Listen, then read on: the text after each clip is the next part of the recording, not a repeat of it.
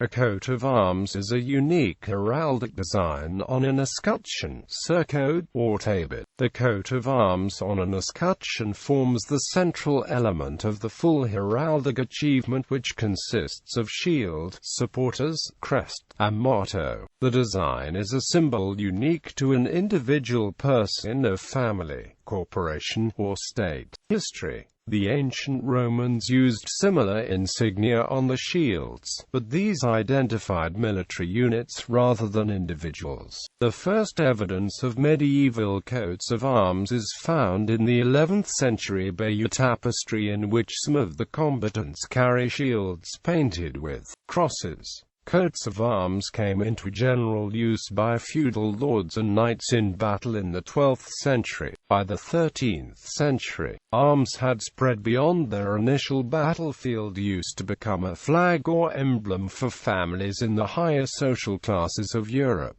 inherited from one generation to the next. Exactly who had a right to use arms by law or social convention varied to some degree between countries. In the German-speaking regions, both the aristocracy and burghers used arms, while in most of the rest of Europe they were limited to the aristocracy. The use of arms spread to the clergy, to towns as civic identifiers, and to royally chartered organizations such as universities and trading companies. Flags developed from coats of arms, and the arts of vexillology and heraldry are closely related. The coats of arms granted to commercial companies are a major source of the modern logo. Despite no widespread regulation, heraldry has remained consistent across Europe, where tradition alone has governed the design and use of arms. Some nations, like England and Scotland, still maintain the same heraldic authorities which have traditionally granted and regulated arms for centuries and continue to do so in the present day. In England, for example, the granting of arms is and has been controlled by the College of Arms. Unlike seals and other general emblems, heraldic achievements have a formal description called the blazon, which uses vocabulary that allows for consistency in heraldic depictions.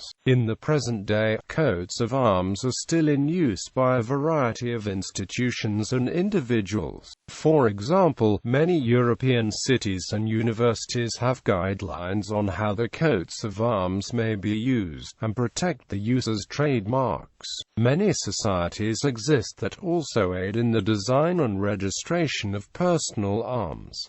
Traditions and usage. In the heraldic traditions of England and Scotland, an individual, rather than a family, had a coat of arms. In those traditions, coats of arms, legal property transmitted from father to son. Wives and daughters could also bear arms modified to indicate the relation to the current holder of the arms. Undifferenced arms are used only by one person at any given time. Other descendants of the original bearer could bear the ancestral arms only with some difference, usually a color change or the addition of a distinguishing charge. One such charge is the label, which in British usage is now always the mark of an heir apparent or an heir presumptive. Because of their importance in identification, particularly in seals on legal documents, the use of arms was strictly regulated. Few countries continue in this today. This has been carried out by heralds, and the study of coats of arms is therefore called heraldry. In time, the use of arms spread from military entities to educational institutes and other establishments. In his book, The Visual Culture of Violence in the Late Middle Ages, Valentin Grobner argues that the images composed on coats of arms are in many cases designed to convey a feeling of power and strength, often in military terms.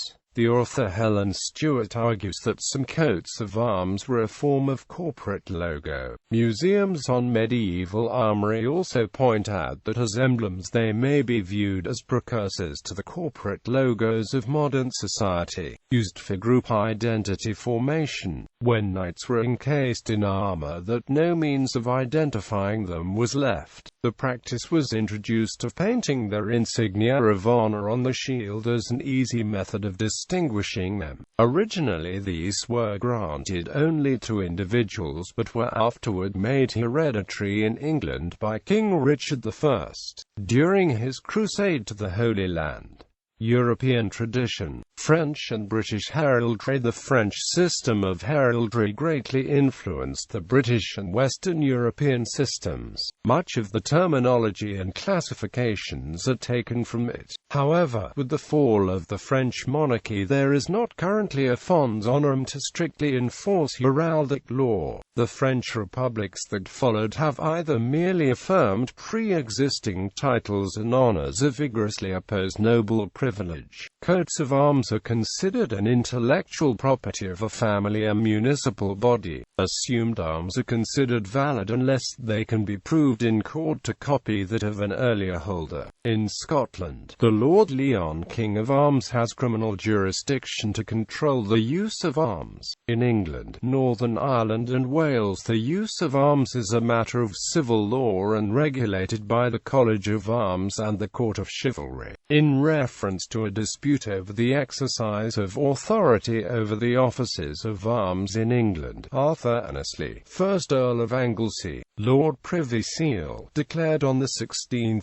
June 1673 that the powers of the Earl Marshal were to order, judge, and determine all matters touching arms, and signs of nobility, honour, and chivalry, to make laws, ordinances, and statutes for the good government of the offices of arms, to nominate officers to fill vacancies in the College of Arms, to punish and correct officers of arms for misbehavior in the execution of the places. It was further declared that no patents of arms or any ensigns of nobility should be granted, and no augmentation, alteration, or addition should be made to arms without the consent of the Earl Marshal. Irish heraldry. In Ireland, the usage and granting of coats of arms was strictly regulated by the Ulster King of Arms from the office's creation in 1552. After Irish independence in 1922, the office was still functioning and working out of Dublin Castle. The last Ulster King of Arms was Sir Neville Rothwell Wilkinson, who held it until his death in 1940. At the Irish government's request, no new King of Arms was appointed. Thomas Ulick Sadler, the Deputy Ulster King of Arms, then became the acting Ulster King of Arms. He served until the office was merged with that of Norroy King of Arms in 1943 and stayed on until 1944 to clear up the backlog. An earlier Ireland King of Arms was created by King Richard II in 1392 and discontinued by King Henry VII in 1487. It didn't grant many coats of arms. The few it did grant were annulled by the other kings of arms because they encroached upon the jurisdictions. Its purpose was supposedly to marshal an expedition to fully conquer Ireland that never materialized. Since the 1st of April 1943, the authority has been split between the Republic of Ireland and Northern Ireland. Heraldry in the Republic of Ireland is regulated by the Government of Ireland, by the Genealogical Office through the Office of the Chief Herald of Ireland. Heraldry in Northern Ireland is regulated by the British government by the College of Arms through the Norroy and Ulster King of Arms. German and Scandinavian heraldry. The heraldic tradition and style of modern and historic Germany and the Holy Roman Empire, including national and civic arms, noble and burgher arms, ecclesiastical heraldry, heraldic displays, and heraldic descriptions, stand in contrast to Gallo-British, Latin and Eastern heraldry, and strongly influenced the styles and customs of heraldry in the Nordic countries, which developed comparatively late. In the Nordic countries, provinces, regions, cities, and municipalities have coats of arms. These are posted at the borders and on buildings containing official offices, as well as used in official documents and on the uniforms of municipal offices. Arms may also be used on souvenirs or other effects, given that an application has been granted by the municipal council. Other European countries at a national level, coats of arms were generally retained by European states with constitutional continuity of more than a few centuries, including constitutional monarchies like Denmark as well as old republics like San Marino and Switzerland. In Italy, the use of coats of arms was only loosely regulated by the states existing before the unification of 1861.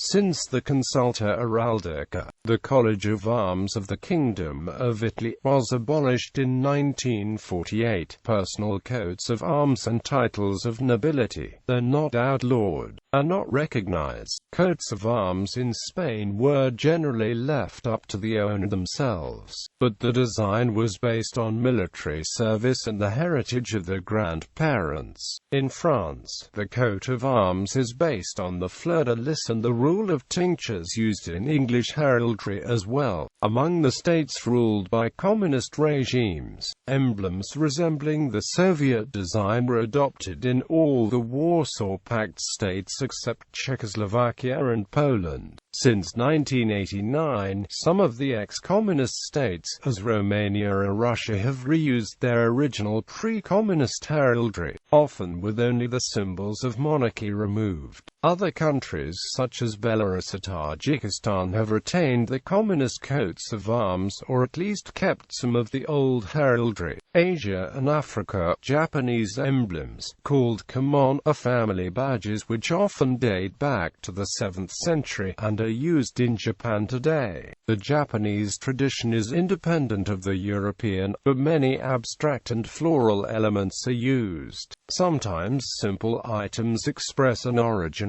to a specific design. An example in recent use is the logo of Mitsubishi Corporation, which started as a shipping and maritime enterprise and whose emblem is based on a water chestnut derived from its maritime history with a military naval influence. The word Mitsu means the number 3 and the word Hishi, meaning water chestnut, originated from the emblem of the warrior Tosa clan. The battleships of the Tosa clan had been used in the late 19th century in the First Sino-Japanese War to reach Korea, and the name was given to a modern battleship. The Tosa water chestnut leaf mon was then drawn as a rhombus, a diamond shape, in the Mitsubishi logo. With the formation of the modern nation-states of the Arab world in the second half of the 20th century, European traditions of heraldry were partially adopted for state emblems. These emblems often involve the star and crescent symbol taken from the Ottoman flag. Another commonly seen symbol is the eagle, which is a symbol attributed to Saladin, and the hawk of the Quraysh. These symbols can be found on the coat of arms of Egypt and Syria.